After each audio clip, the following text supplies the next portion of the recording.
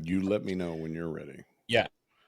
And are we video too, or We like record what? the video just for marketing purposes. The podcast is audio only. Okay, cool. Just making sure. Hi, Nick. Nick is an audio engineer, so Oh, hey, Nick. I like to say hi, Nick. Uh okay, here we go.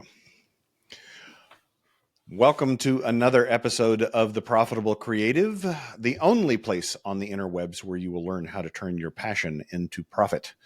I am your host, Christian Brim. Special shout out to our one listener in Elk City, Oklahoma.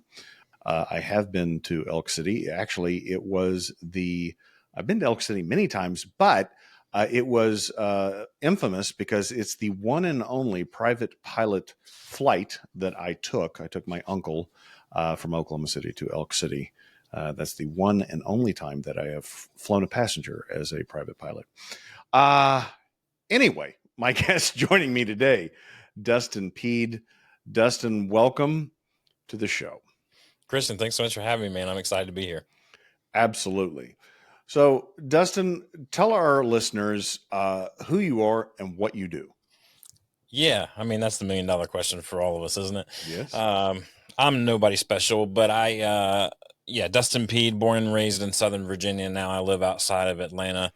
I was in creative church ministry for about 20 years on a full-time basis, and stepped away from that in the spring of 2023 and started pursuing my own creative business in which I coach and consult creative professionals to maximize their process. Most creatives are really great at having ideas and really terrible at executing those ideas. Mm. And they get frustrated and they live on little to no margin. And so, what I tell people all the time, including on my podcast as well, is that I help creatives know themselves, their process, and their team so that they can create greater things together. I love it. So, what size companies do you normally work with?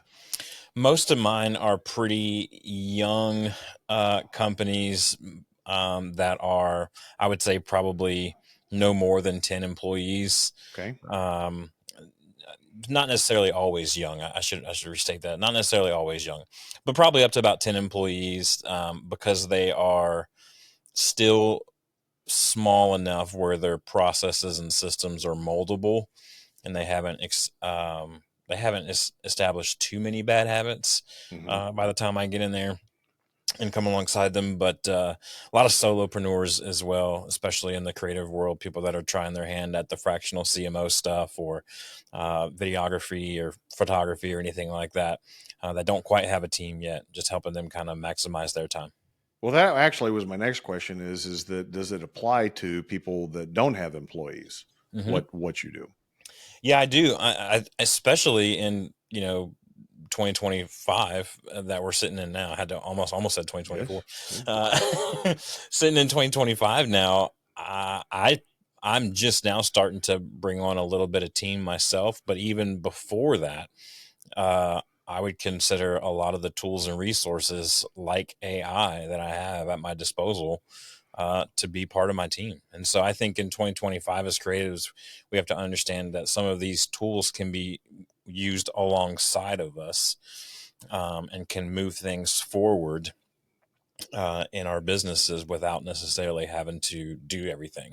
It's the old focus funnel, right? There's things that we can eliminate, automate, delegate. Well, there's a lot of things in 2025 that we can automate. So why not do that? Maximize your efficiency there. You said something in your introductory explanation that is music to my ears. That word margin. Hmm. Why do you help? Why do you help your clients with that aspect of their business? Yeah, well, no one likes to live with no margin, whether they admit it or not. A lot of creatives will say, "Don't put me in a box. I like to sleep till 11 a.m. and I usually get started working around 3 o'clock, and I'll work to about 1 or 2 in the morning." If you can do that, great. The problem is in the real world of client deliverables, that life doesn't cut it. Hmm. And so what ends up happening is these creatives have this type of lifestyle or this type of imagination of what it's going to be like. And then they get into it, and then they're just like, I'm always behind. Well, the reason you're always behind is because your processes and your systems don't allow for any margin, because margin is full of stress, or no margin is full of stress. Margin is full of peace. When you have that span of time that's free, it actually frees you up to be more creative. Yes. Whereas if you're in a crunch, yes, sometimes crunches can force you into creativity. But creativity, as one of my coaches has always said, is more muscle than magic. And so if you can't necessarily expect the magic to repeat itself over and over and over again at 11:59 when the project is DUE at midnight. Right. Like it's just not going to happen. Eventually your sins will find you. Yes. Well, it reminds me, I can't remember the author, but he was one of those ex-military authors that wrote a book. But the statement was, discipline actually allows freedom.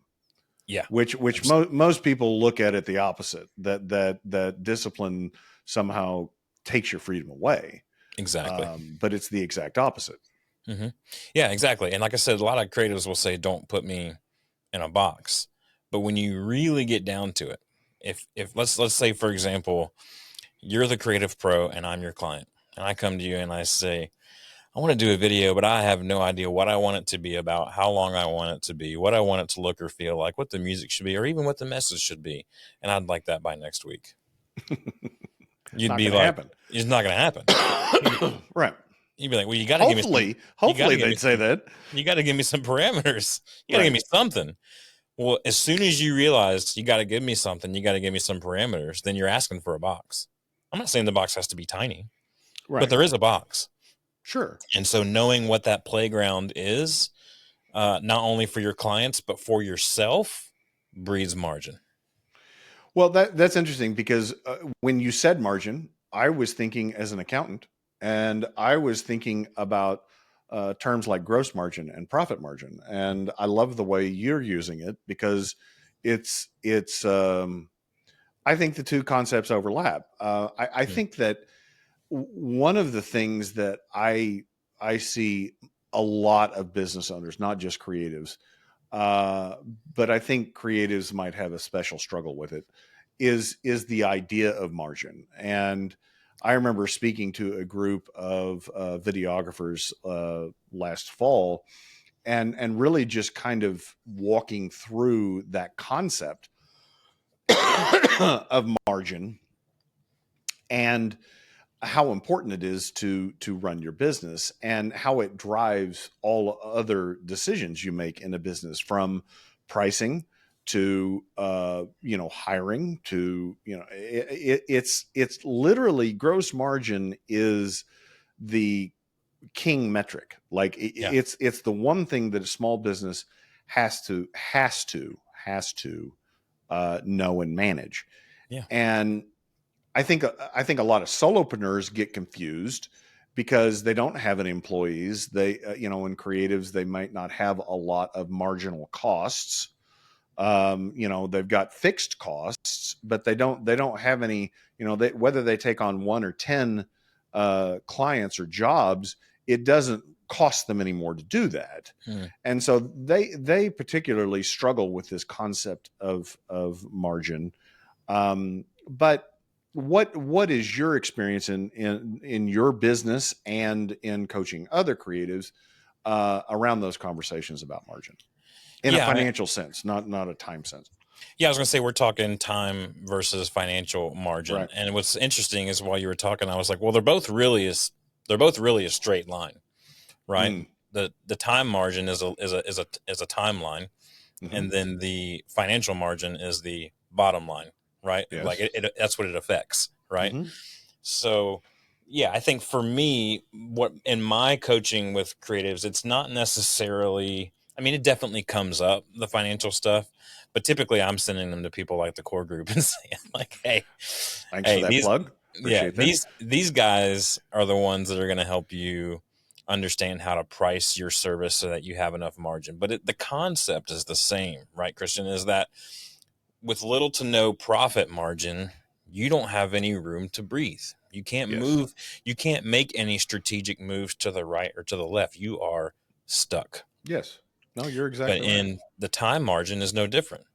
If Right. you wait up until the last moment because you got bad briefings, or you didn't get enough information, or you didn't ask the right questions, or you didn't implement the right processes or systems for yourself or for your team, then you're stuck. Yes. You're stuck in doing what you're doing, and you're not going to be able to deliver at the quality that what you want. And all businesses want to scale at some degree, right? And Right. so in order to scale, you have to introduce this concept of margin, both financially and with your time. Yes. 100%. So in your business, you're still fairly new. How have those issues of margin, both financial and time, played out for you? Yeah, I mean, right now the tension point for me, and this is one of the reasons I reached out to the core group, is that the time margin for me is that I don't have as much time right now to work on the business as I would like. Mm-hmm. I'm a little stuck working in the business now. Mm-hmm. I'm making some strategic moves to not stay there, but that is a both time margin issue and a financial margin issue, right? Mm-hmm. I have to bring in enough money to make sure that I can make those strategic moves. I have to have the appropriate amount of margin. And so for me, it's surrounding myself with people who are smarter than me, like the core group, like other people who are smarter than me at social media or marketing and those types of things.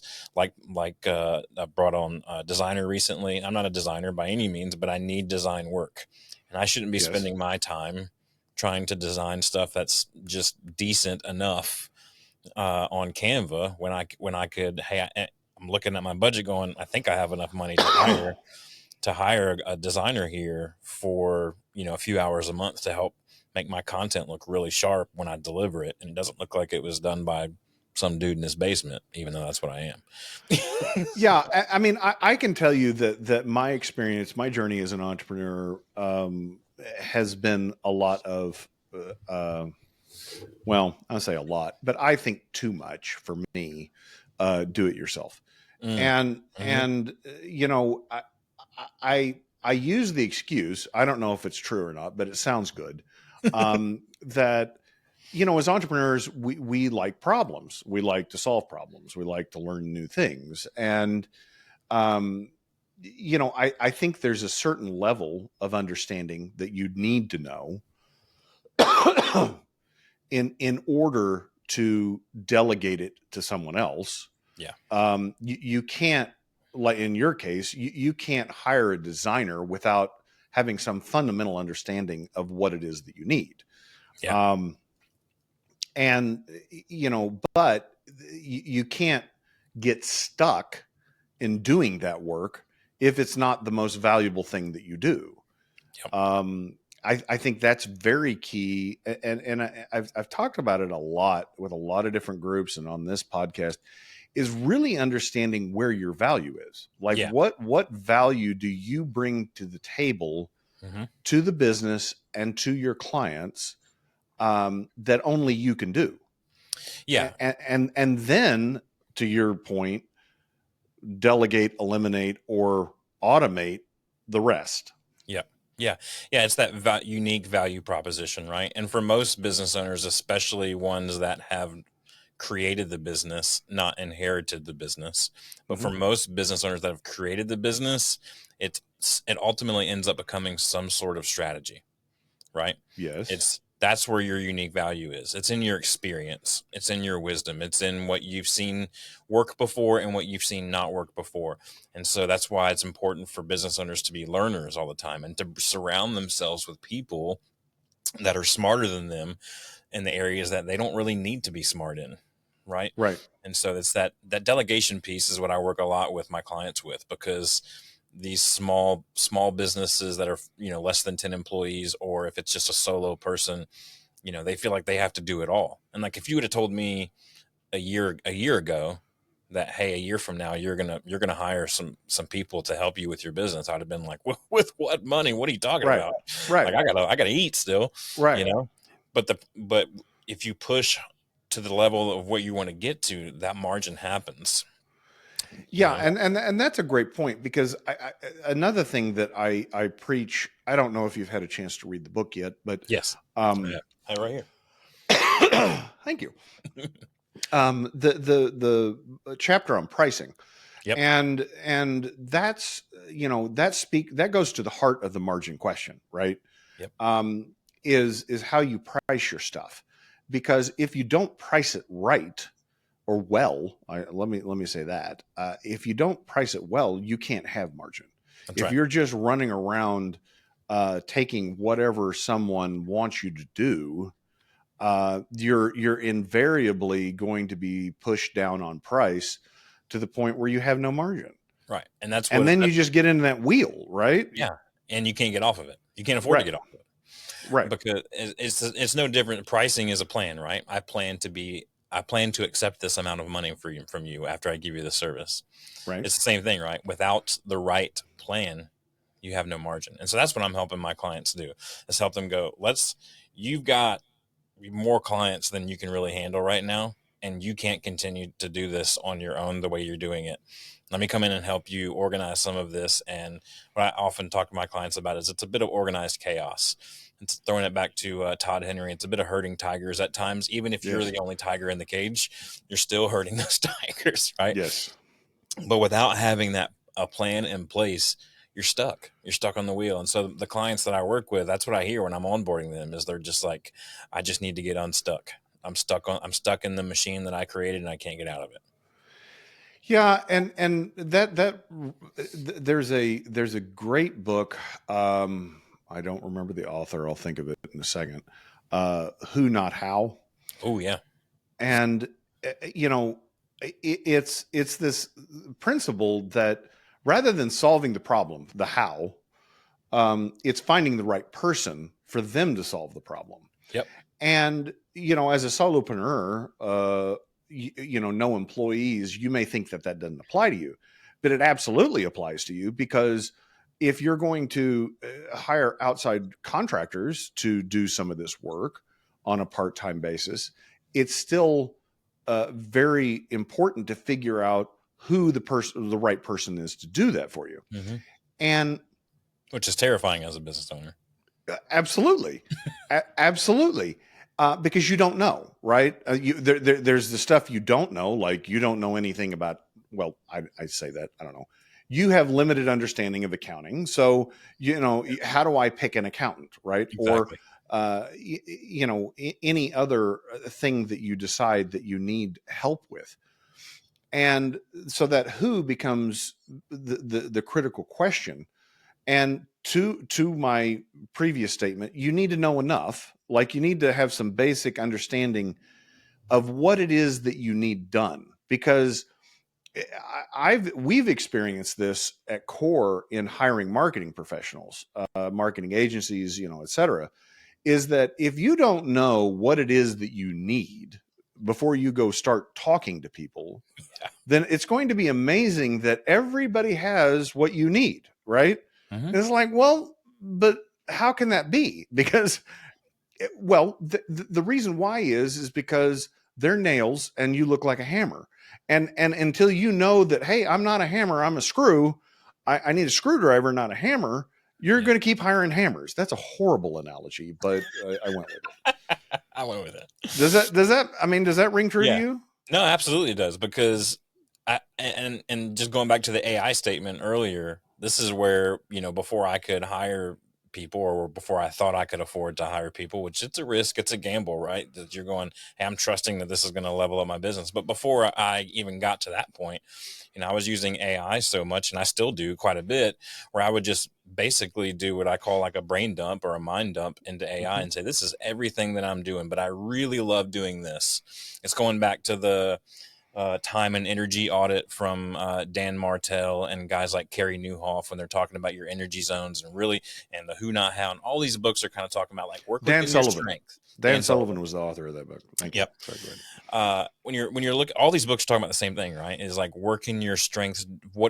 Find what it is at all costs that brings you the most joy, and that's unfortunately where these creatives that I work with have lost, because they have to Yes. be the accountant, and they have to be the wrangler of the schedules of the shoots, and they have to be their own admin and all these things. And Right. I'm just coming in and going like, there's some systems that you can set up to make that a little easier so that you can get enough profit margin, right? Let's bring in the systems that will allow you to get enough profit margin so then you can hire other people, and then it's just moving up the ladder continuously, right? Yes. And so for me, I literally would just mind dump into AI and say, these are the things that I'm doing right now.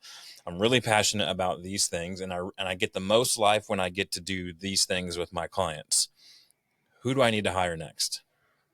Yes. And Yes.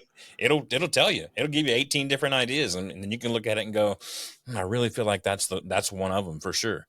And when I was noticing that I couldn't keep my books straight for more than a month at a time, and I didn't really know what to do with my money now that money was coming in, I'm like, Right. this is our livelihood here. Like, we Right. survive on my business, so I better figure that out really quickly. Which is why I started reading the Profit First stuff. That led me to Profit First for Creatives, because those are the people I consider myself a creative, and those are the people that I work with. So I'm like, I better understand this, and that's how I found you guys. But it's more than just that too, right? It's like, hey, I can design, I can hop on Canva and make something look decent. I have for Right. years, but that's not going to get me to the level that I want to get at, right? And that's honestly not what I don't super enjoy doing that either. Like, what I really enjoy is being on calls with my clients, helping them understand that if they can just change this one little nuance, or change this, or add this little process into their system that they already have established, that they could really open up so much more. That's what I really love. And Yeah, so and a lot of times it is a small thing that 100%. levers, right? Yep.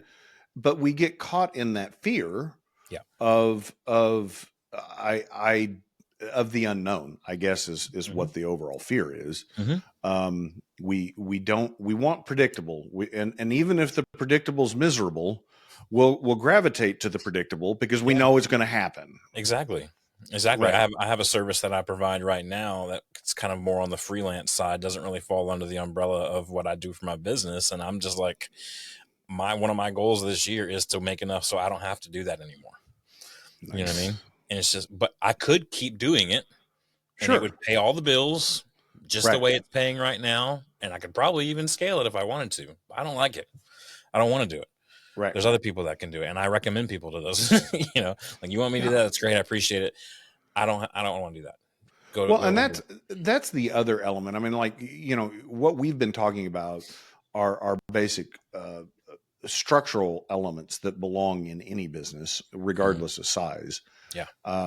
But the other element is, do you want to do it? Now, a lot of business owners don't care very much about whether they want to do whatever it is they're doing. But creatives are not that way. I mean, they're very passion driven, and if they don't like what they're doing, it's real hard for them to continue doing it. Mm-hmm. And I think, to your point, until you change your mindset that those are not exclusive choices. Like, I either can do what I want and I may or may not make money, or I can do what I hate, but it'll pay the bills. Until you accept that is not a reality, that's a construct you've put in your head, you can't really move beyond it. Like, you have to understand that, yes, you can do what you love and make money. It's absolutely, I've seen it time and time again. Yeah. But you have to believe it to be true. Yeah, and that's what I spend a ton. I find myself spending a lot of my time getting phone calls and texts from my clients who want to quit. And I'm just like, look, don't quit. You're so close. And I think if I could just speak vulnerably to some creatives for a second, I think it's really difficult sometimes for you to step into hard work because hard work is uncomfortable. There's a certain kind of hard work that's uncomfortable. Mm-hmm. But I would encourage you to look back on your life and go, the times that I was the most successful on the other side was when I worked the hardest in a certain season. And time margin and financial margin is the exact same way. You have to be willing to. So I tell all my clients, when I'm like, you are going to hate life for at least the next 6 weeks, because we're going to expose some things, and we're going to have to work hard to dig ourselves out of the hole that we found ourselves in. But once we get out of that hole, you're going to be like, I've never smelled air so fresh. Yeah. Yeah.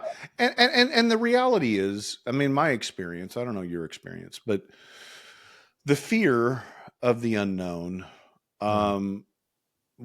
has usually been grossly exaggerated. Like when you get through it, you're like, well, that wasn't nearly as bad as I thought it was going to be, right? Yep.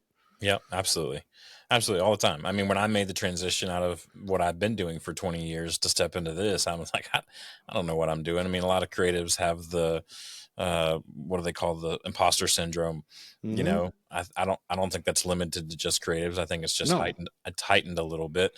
But yeah, I mean, there's many days where I'm just like, what am I, how am I doing this? How is this happening? But it's, I mean, everything you do in life is going to take a little bit of faith, whether it's faith in God or whatever, faith in yourself, whatever you may believe. It's going to take a little bit of faith to actually step forward and move, or else you're still stuck in that cog. There's a great book I recommend, and it's called The Big Leap. Hmm. And I don't remember the author's name, but he's a professor of psychology at Stanford, I believe, and he's written several books. But my business coach recommended it, and it talks about essentially how your brain works against you. He defines it as an upper limit problem. So you get to a point where you're up against the unknown, whatever it is. It could be business, it could be personal. I mean, whatever. You're up against the unknown, and how your brain actually fights you um, subconsciously, even to the point where you may manifest physical symptoms, like you may like get sick Yeah. because your brain is not wanting you to move forward. Hmm. But it's you know, reading the book, there's some methodologies to address it, and just understanding that, you know, it's not that you're not good enough, it's not that you're not brave enough to speak to Todd Henry. It's your brain working against you. It's just like your brain telling you you're hungry when you've got plenty of fat to live for, you know. It's just your brain wiring, and just acknowledging that that is there, and then giving yourself the space to work through it is uber powerful, because it's not a reality. Like, I Hmm. guess that's what I took away from it, is that it's a perceived reality. It's a Hmm. perceived thing. It's not truth. Yeah, we're a lot of myth debunking going on in the Yes. entrepreneurial world for sure. Myths in our own head and otherwise. It's Gay Hendricks is the author of The Big Leap. Yes. Yeah. Great book. Highly recommend Um, it. So I want to ask you, you 20 years in creative ministry, which I've never heard that term, which is fascinating on its surface. And then you decide to go out on your own. What did that look like? Like, why did you make that change? What were some of the things that you struggled with in making that change? Yeah, so for the creative ministry, just for people who aren't in the church world, just means like churches are really no different than any other business, and they have all these different departments as well, right? And so most churches of certain scales have a creative department, and creative department in churches consists of communication, consists of Okay. production, so communication, marketing. It also consists of production because you're putting on a production every 7 days, at least Right. one. And then it's also usually involves some type of music or what the church world would call worship as well. So that's kind of the creative ministry of local churches these days. I went to school for that at Liberty University, and I still love it. I still attend church, still have very strong faith in God, but I started to get a little burnt out on kind of the methodology of what local church had become Hmm. in the United States, and so um, I could just feel my heart changing over years. And then there were some circumstances that arose to my own fault that I was just like, I think it's time for me to step away. And when I did, it was weird the way that God had timed it. I had started a podcast around this whole creative process kind of systems and processes, helping creatives get organized a little bit. Mm-hmm. I started a podcast about that about a year before my transition. And so when the transition happened, it was kind of like, well, God just clearly said, this is what you need to do now. And it's been, it was really scary for about a month, but getting up every morning and kind of knowing that, I don't want to say the future is what I make it, because I don't necessarily believe that 100%, but knowing that a little bit of my destiny is in my own hands, that I can get down, I can go create something of my own that didn't exist before. And getting on calls with my clients and like I said, watching the light bulb go off and hearing them say, man, I'm just at the beginning of the call, my shoulders were up and then now they're down. And just the stress relief in them is really just like, I learned over my years in ministry to love people. I did not love people when I started in ministry. They were resources to me. But by the time I left ministry, I learned how to really love and shepherd people.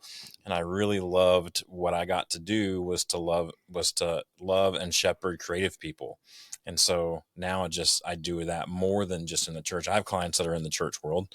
And I have clients that used to be in the church world and now they're doing their own thing. Right. But I really love to pastor and shepherd the heart of creative people and talking them off the ledge, but unleashing them to do their best work. I love that. So, it really, to use your words, it's become a ministry. You're a vocational ministry. Yeah. Right. Mm-hmm.